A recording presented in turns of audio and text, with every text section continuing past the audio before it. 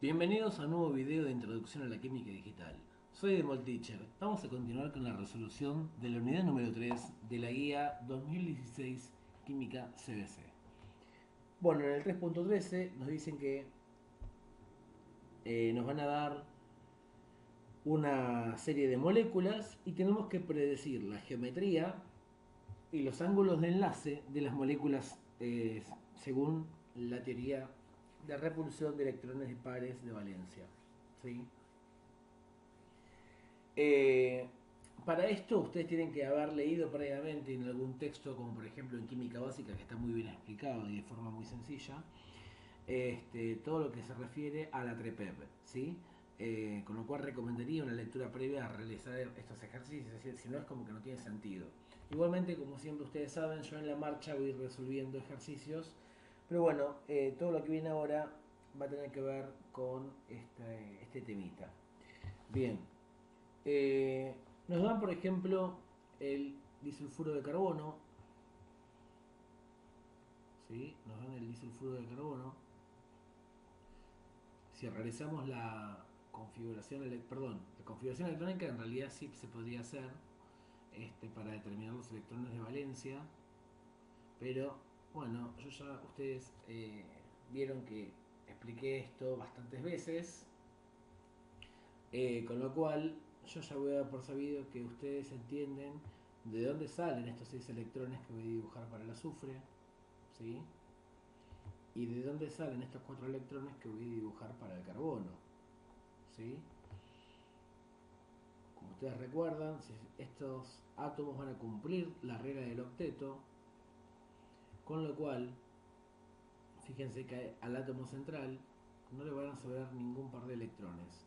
Cuando esto sucede, vamos a estar frente a una estructura del tipo AX2, donde al átomo central no le sobra ningún par de electrones, ¿sí?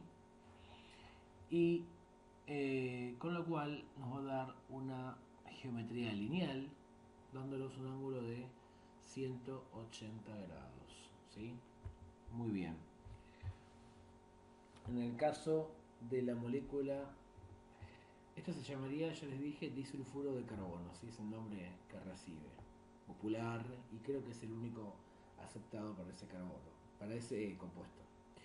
En el punto B tengo el trióxido de azufre o el óxido sulfúrico. Si nos ponemos a analizar, podemos recordar que el azufre tiene 6 electrones en la última capa y el oxígeno también tiene 6 electrones. El azufre, que tiene Z16, se va a querer parecer al argón, que tiene 18. El oxígeno, que tiene 8, se va a querer parecer al neón, que tiene 10. Con lo cual cada uno precisan 2 electrones para completar su octeto, ¿sí? 2 electrones, fíjense que precisan 2 electrones para completar el octeto. Con lo cual, ¿qué pasaría? Pensemos, tengo la siguiente forma, ¿sí? AX3, donde A es el átomo central y X el átomo que rodea. Con lo cual, si a no le sobra ningún par de electrones, es porque sucede lo siguiente: el azufre tuvo que haber compartido un enlace doble con alguno de los oxígenos, cualquiera, y como tiene dos pares de electrones más libres, ¿sí? Que acá no se los voy a dibujar porque estoy haciendo la fórmula desarrollada, eh, va a generar una unión dativa, covalente dativa o coordinada, con los otros oxígenos. Bien, cuando sucede esto, ¿sí? Que no nos sobra ningún par de electrones, se genera cierta repulsión entre los enlaces, ¿sí? Y la molécula suele adoptar una forma plana triangular, ¿sí? Suele adoptar una forma plana triangular, con lo cual nos genera un ángulo de enlace de 120 grados. Muy bien. Fíjense que yo estoy haciendo el análisis desde la unión química, con lo cual me permite ver de forma completa la estructura de la molécula, ¿sí? Y por último, vamos a analizar en este ejercicio al silano, Bueno, el silano, como está en el grupo 14 o 4A, va a contener en la última capa 4 electrones. Se quiere parecer, como tiene Z14, se quiere parecer al argón, que tiene 18, con lo cual precisa 4 electrones que van a ser aportados por el hidrógeno, ¿sí? Que va a rodear a esa molécula, generando enlaces covalentes simples, ¿sí? Generando enlaces covalentes simples. Lo que sucede, silicio, es que esos 4 enlaces están muy cerca entre sí, se genera una repulsión y en la forma AX4, 4 átomos que rodean el átomo central, al átomo central no le sobra ningún par de electrones, se forma una estructura geométrica tetraédrica, un tetraedro, ¿sí? Con lo cual lo voy a representar de esta manera, ¿sí? Lo puedo representar así.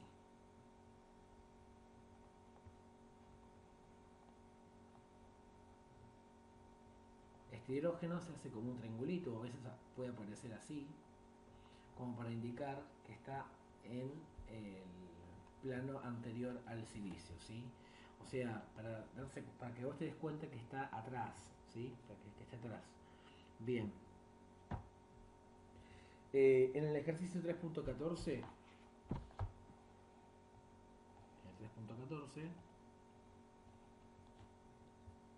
me dicen poner en correspondencia los pares siguientes en base a TREPED.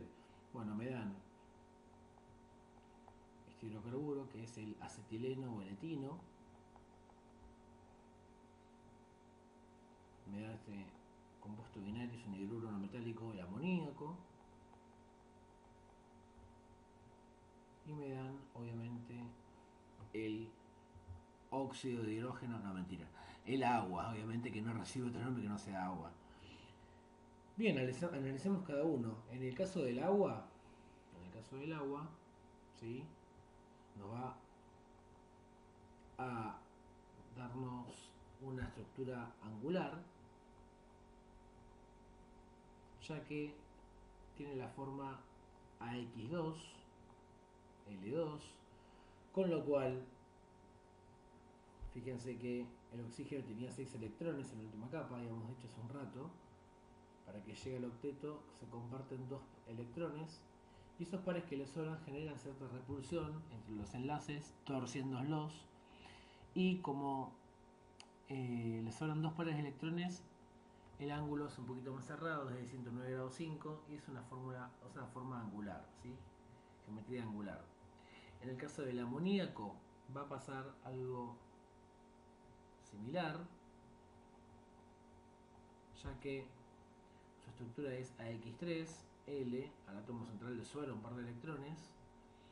Ese nitrógeno que tiene 5 electrones en la última capa precisa 3 electrones más para completar su octeto, con lo cual el tercer hidrógeno se ubica por detrás del plano. Esperen que lo dibujo mejor, ese enlace, ahí va, y nos da una forma piramidal, ¿sí? Nos da una forma piramidal, con lo cual esto sucede luego de hacer, obviamente, ustedes hagan la estructura de Lewis y se den cuenta que a los átomos centrales están sobrando, en el caso del agua, 2 pares de electrones y en el caso del nitrógeno un par de electrones.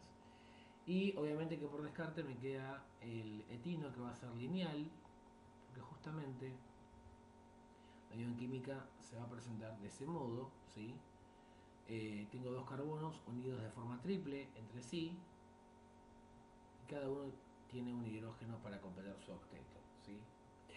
Bien, esto sucede porque el carbono tiene 4 electrones en la última capa y va a precisar 4 electrones más para cumplir con el octeto, ¿sí?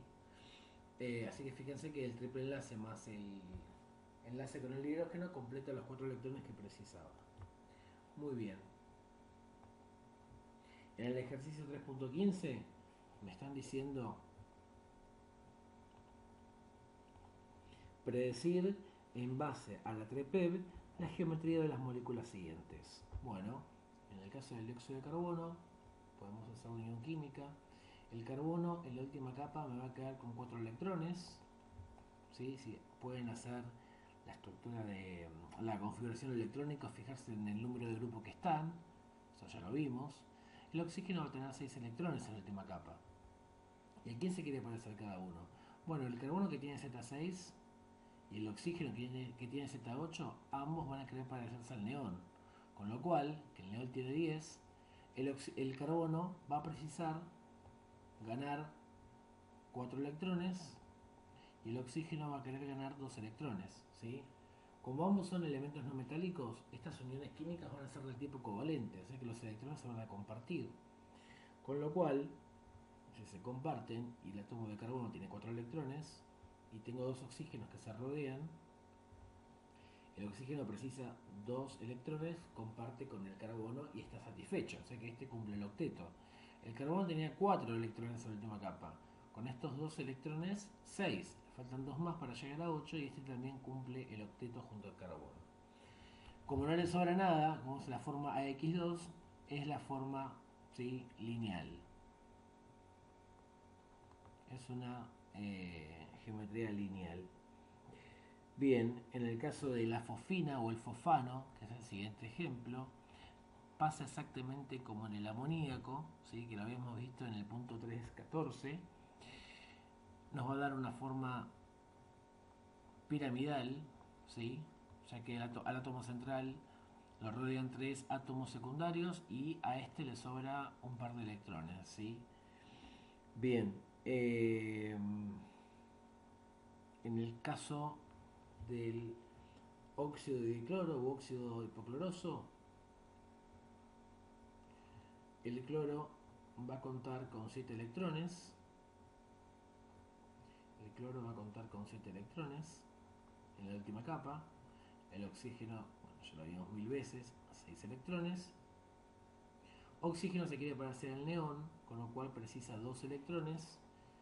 Y el cloro quiere parecerse al argón, con lo cual precisa 1 electrón. Memorizando esto, este precisa 1 electrón, este precisa 2 electrones.